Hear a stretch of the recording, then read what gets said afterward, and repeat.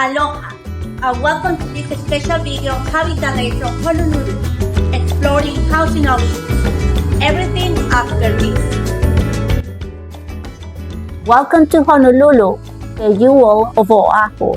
Nestled in the heart of the Pacific Ocean, this vibrant city is a feast for the eyes and a tapestry of history and culture.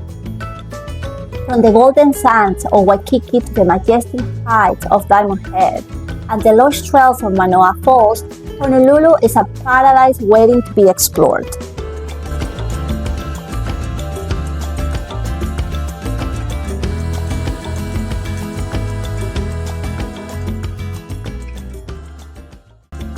And for the adventure souls, Koko Crater Arch offers a thrilling experience and breathtaking vistas that will leave you in awe.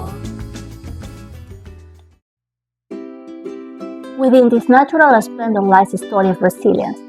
Prince Jonah Kuhio, a signal of hope, secured 200,000 acres of land for native Hawaiians, promising a future amidst adversity. Today, the eligible Hawaiians who are at least a half of Hawaiian ancestry, 18 or older, around 28,000, await their piece of paradise. Some haven't waited decades, while others sadly have passed away before their dream was realized. Here at the iconic Iolani Palace, echoes of history resonate, reminding us of the strength and heritage that define this land. The median home price here now exceeds $1 million, and the high cost of living in paradise poses a challenge for many. Honolulu's housing costs stand at an overwhelming 84% above the national average, leaving native Hawaiians struggling for affordable options.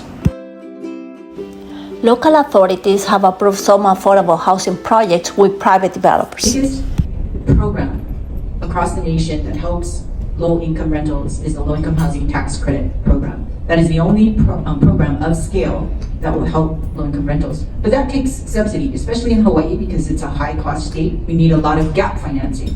And so the state has what is called a rental housing revolving fund. To give you an idea of the subsidies that it takes to build an affordable, each unit requires about $150,000 per unit in gap financing. The other component that makes the low-income housing tax credit work is the private activity bonds.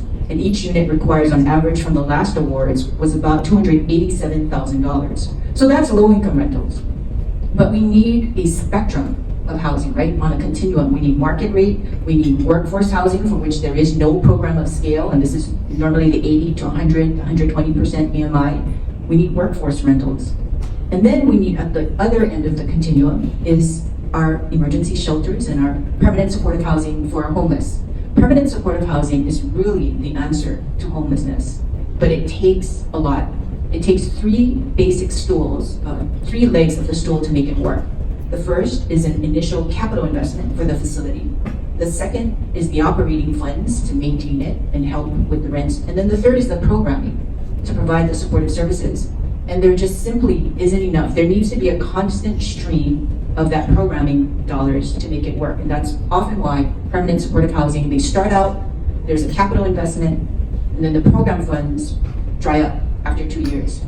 This is why, under Mayor Blangiardi, we've taken the huge initiative in partnering with the state. Thanks to the partnership of the mayor and the governor, we're working together on two projects. The Iolani Resource Center, where we're partnering with the Department of Health to establish a mental health or behavioral crisis center. And that would be on the bottom floor. The upper floors would offer about 27 permanent supportive housing units. The other facility that we're partnering on is the Waikiki Vista. So this is on Kapiolani, and it used to be the home of the Tokai University dorm.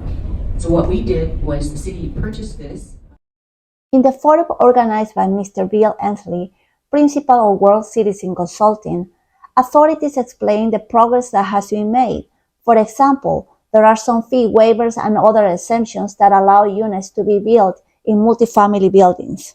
Bill 7, which is a specific type of program to create apartment-like housing infill projects in the urban core and other areas. This to work, we have to do this where people who are building are the ones invested in living there. Self-help housing, good example. The people who are building their houses intend to live there. So as they build this communal feeling where all of them know each other. By the time the project is up, right in front of Maili Elementary in my district, everyone loves each other now. Everyone looks out for each other. That concept can't be built everywhere, but I think that's the difference between we're building communities and we're building development. Development to me is a little cold and icy and there's not a person there. If you're building a community, this means that you're willing to put yourself out there and say, I'm going to invest in this because this is where I want to raise my family. One of the most important is the progress with the building permits backlog. So developers and people are trying to build 2 months for a commercial project or 1 month for a residential one. In the future, authorities want to reduce the time for building permits. Organizations like the Hawaiian Homeownership Center and the Hawaii Green Infrastructure Authority offer vital support and education for first-time buyers. One of the principles for a sustainable future, there are options for affordable housing. Hello, my name's Carla Gautier. I'm an architect from Puerto Rico, and I am the founder of Konty Design Build Studio. Konty Design is a firm that focuses on sustainable design and construction, and we use shipping containers as base structures for most of our buildings. The reason we do that is because we believe in finding alternative solutions to construction that are going to be resilient towards the aversive climatic conditions that we are living through and going through in Puerto Rico and Florida and in most parts of the world. And we want to figure out ways that we can actually live within and with nature instead of trying to figure out to live against it. Hello everyone, my name is Pawel Wolejsza and I had the pleasure to give a lecture about sustainability construction in Honolulu 2023. I am promoting the natural building constructions and structures based on natural-based solutions, mostly hempcrete, straw bale, the building that I'm working in Poland and Europe, and hopefully you can observe that issues also in Polynesian Center here in Honolulu. It is interesting to see all the different options out there for building and construction. As the sun sets on this lovely city, we are filled with hope and appreciation for the richness of Honolulu's culture and vibrant traditions.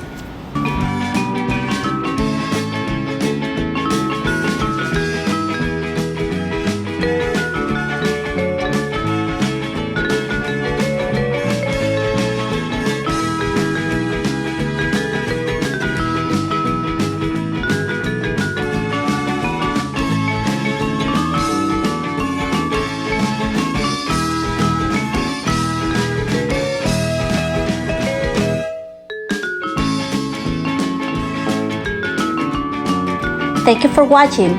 See you in my next video. Bye bye.